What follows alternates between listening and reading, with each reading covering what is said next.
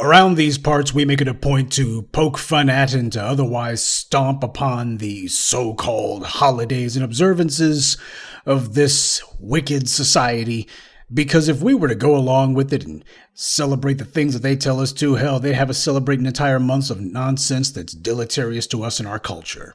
And that's the reason why I've got to say something now that the new Black Media Appreciation Month happens to have come to an end. And I know every day is new Black Media Appreciation around here. But when talking about the Dr. King holiday, our beloved Grandmaster teacher, Dr. Ben, said, "Don't beg these white politicians for a day, you take a day." And he was right. We don't need to, or should we be begging our oppressors to recognize what's important to us, which, let's be honest, is what black people are doing when they ask the same racists who write and carry out all these anti-black laws to give us a holiday. At best, what we're trying to do is to get Massa to say that he doesn't have as big a problem with this. We're trying to get a pat on the head at best. And at worst, what we're really doing is we're asking permission to honor our own, to observe our own holy days. We're basically low-key apologizing for, "Oh, Massa, please, can't you see how much we need this?"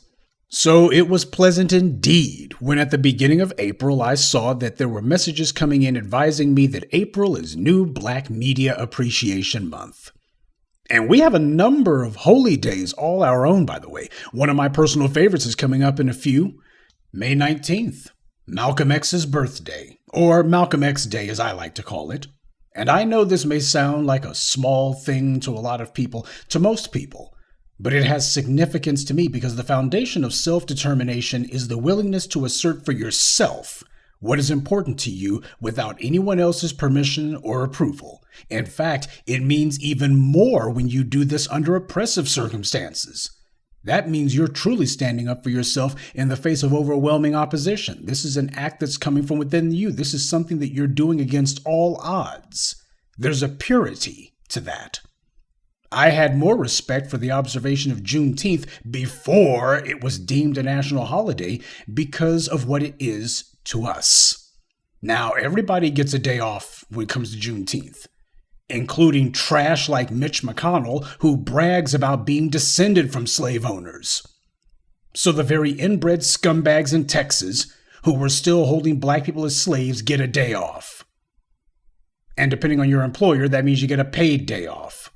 These white supremacists give themselves a gift and then claim it was for us. See, that's the kind of messed up stuff that happens whenever you decide that you're going to let the very forces that we're supposed to be fighting against be part of what it is that we're trying to do. And there's a whole lot of rhetoricians and paid liars and weasel wordsmiths who'll be running around trying to sweet talk us into thinking that somehow this is a win for us. Let me tell you something. The enemy has entire constellations of apparatuses working against us. Sure, there's a number of white media outlets with millions of viewers, not CNN. But these white supremacists who are attacking us, particularly at the local level, in most cases, they don't have an audience at all. In the case of anti-black organizations like the Manhattan Institute, they've got basically no real people who follow them. Most people don't even know about them, though they do have some deep pockets that are funding them. And there is a certain economics that does need to be discussed when it comes to things like this. How the big guys have to operate versus how smaller groups can operate. If you got a movie that costs, say, $250 million to make, and probably costs another $250 million just to do prints and advertising for it, you got to spend a hell of a lot of money to make an event out of that, because that's the only way you can get your money back. This is the business model for the blockbusters from the big studios. Now, on the other hand, if you happen to be a smaller production outfit, you don't need to have to make an event out of what it is that you do because your costs were lower to begin with. There's a huge difference between the amount of revenue that a Disney has to bring in to stay in business and the amount of revenue that a smaller organization like, say, Jason Blum or somebody, or even one of these smaller near micro budget producers has to bring in. Much smaller, much different. I point that out to emphasize that we don't need to have billions of dollars to do what it is that we do. We don't need to have armies of people backing us up. That's all right because sadly most folks are sheep and I'm not a shepherd. You know, the black authority said, "I'm not afraid of small numbers so long as the numbers brought enough resources to inflict their will." The bad guys have us outmanned and outgunned, but by staying on code, we've got them outclassed. Most of you hadn't followed me or even knew that I existed until around 2007 or so. Like so many others in this space, I had previously done my, what could be called, advocacy for our people at the local level. You had to in those days. Social media, especially YouTube, changed all that. At least now more people could hear the message. But so what? The only thing that mattered was if they would listen. Naturally, I had absolutely no control over that.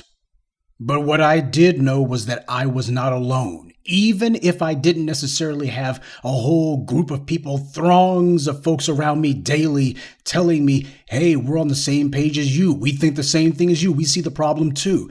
Even so, I knew that I wasn't alone. And I also knew that if more people heard this message, they would gravitate to it. But I wanted the right kinds of people. If you're going to change things, it's the quality of the folks around you that matter, not the quantity.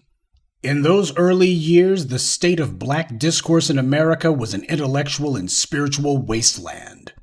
What passed for black discourse was an embarrassment.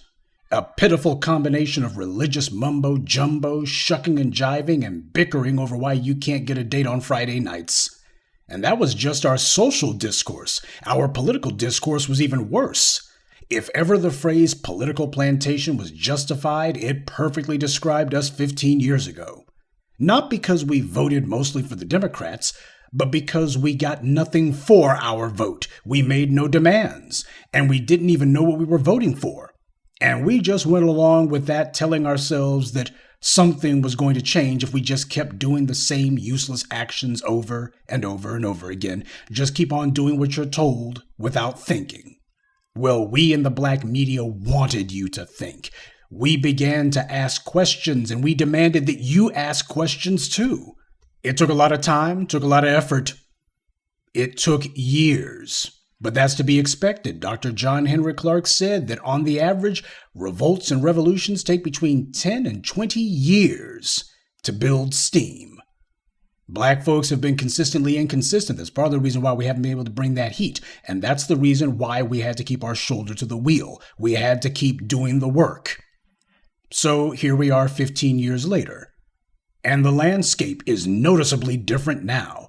Oh, sure, we still have a long way to go, make no mistake about that.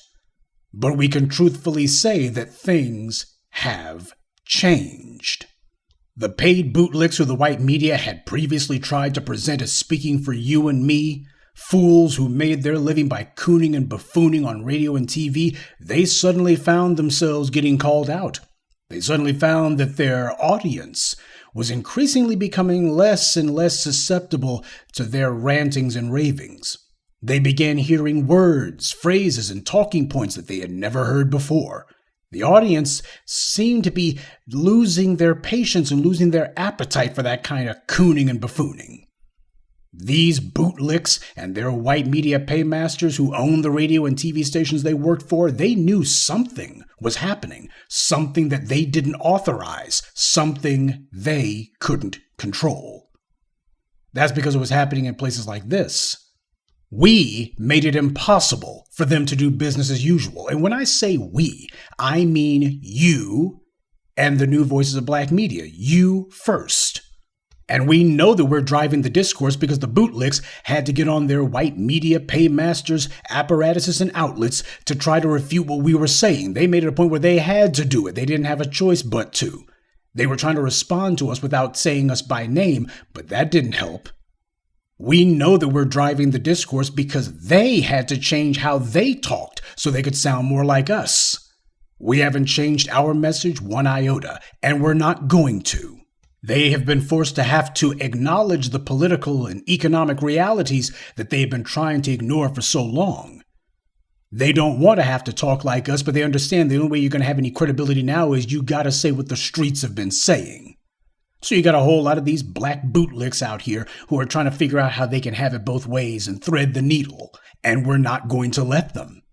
This is not about maintaining the status quo. This is about changing the status quo. This is about tearing down the status quo and building an edifice of justice in its place. So I want to take this opportunity to say something that I know I don't say nearly enough, and that is thank you to each and every one of you. My admiration for the fact that you have hung in here as long as you have, my gratitude for the fact that you have stood by us as long as you have is abiding. And that's the reason why I felt compelled to put a little bookend on looking back at the last 30 days. Black Media Appreciation Month indeed, and I know I speak for everyone in the new Black media when I say the appreciation part of new Black Media Appreciation Month is in reference to you.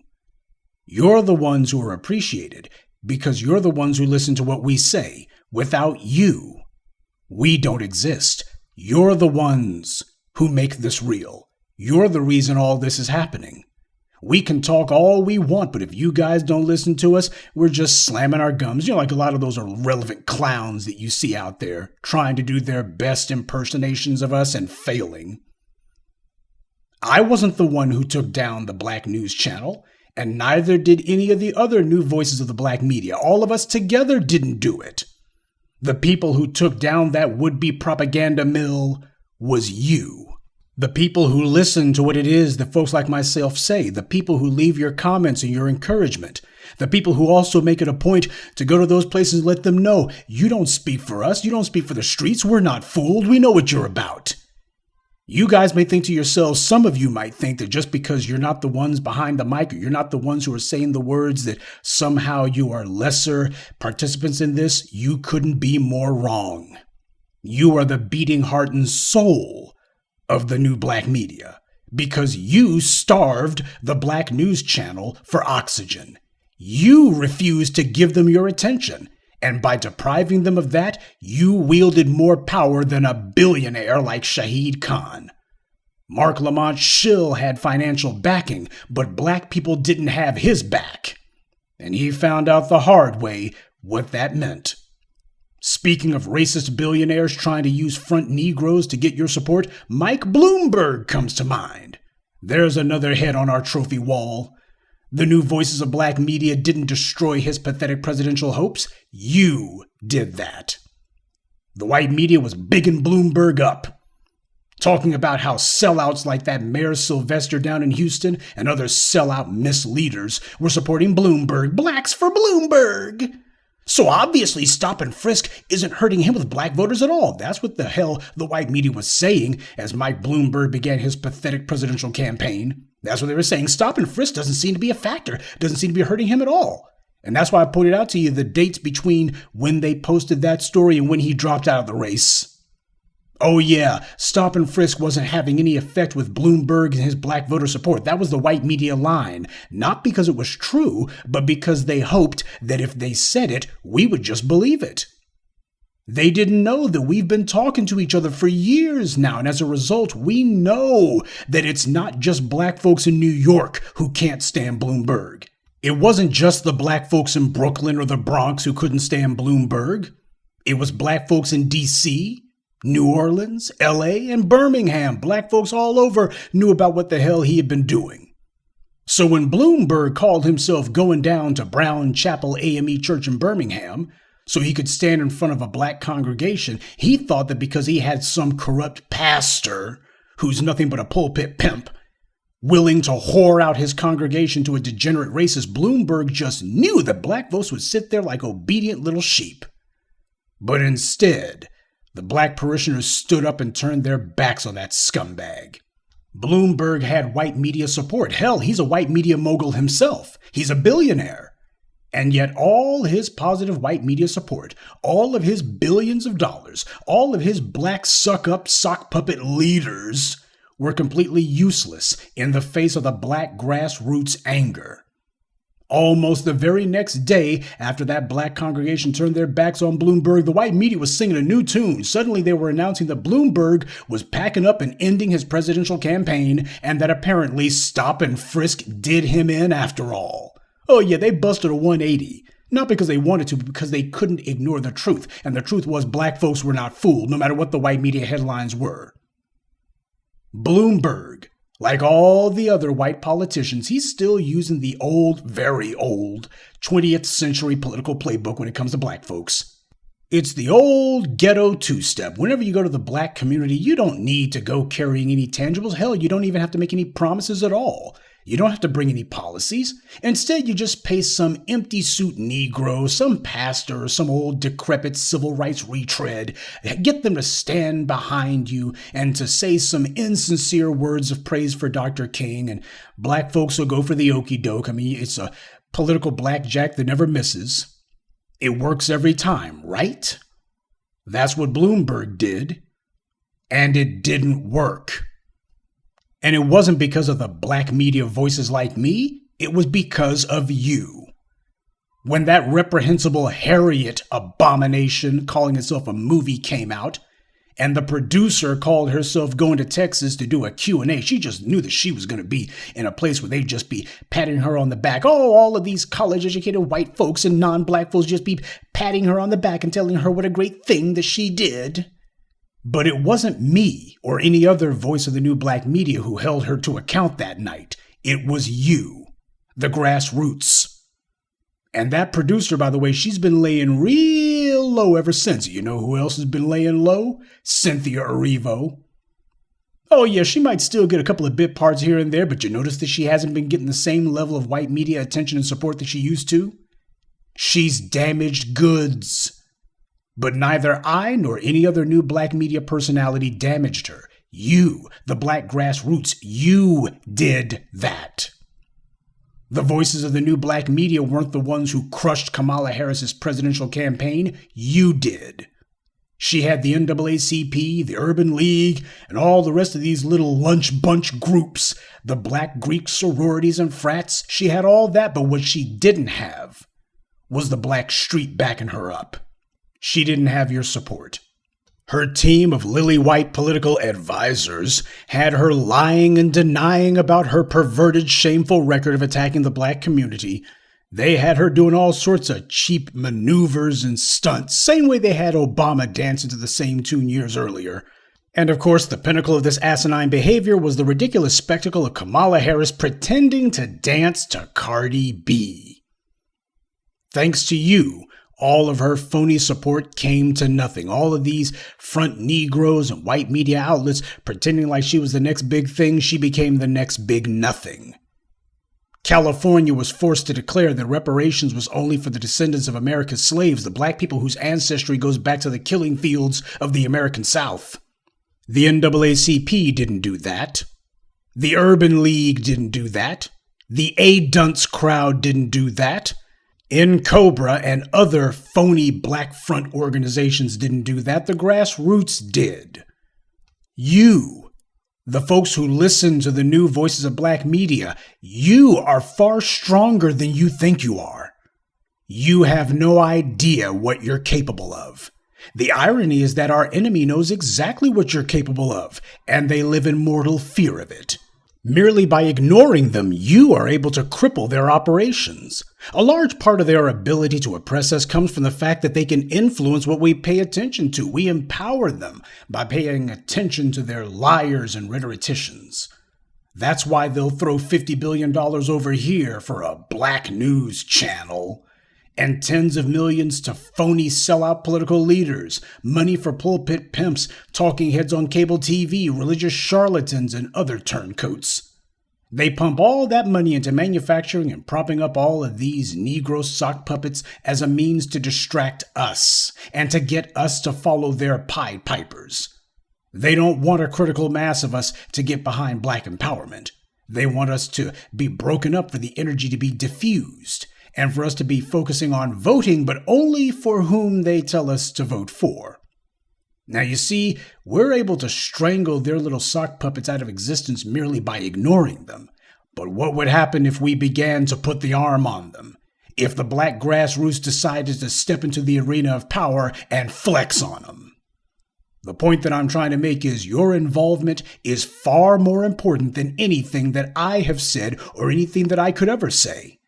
As long as they can get you to follow this or that corrupt preacher, or this or that sellout politician, or this or that civil rights activist, then what you're not doing is taking serious action to destroy this system of white supremacy. And that is why and I know the rest of the new voices of black media, appreciate you.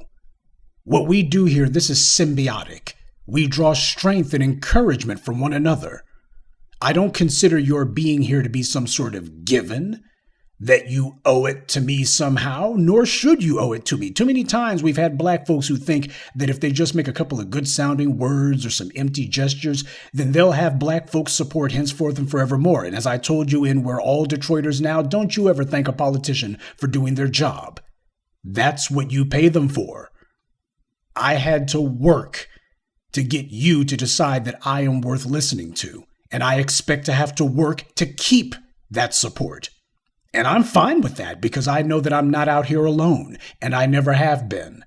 And I cannot tell you how important that is to me, how much I truly appreciate that, how much I truly appreciate all of you.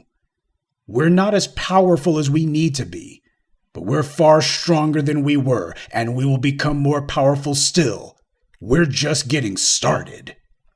So as the black media, your media, we're going to continue to do the work, to be unapologetic in our forceful advocacy for our people, to tell the truth without favor and without fear, no matter who doesn't like it, and to ensure that our people do not fade from this earth.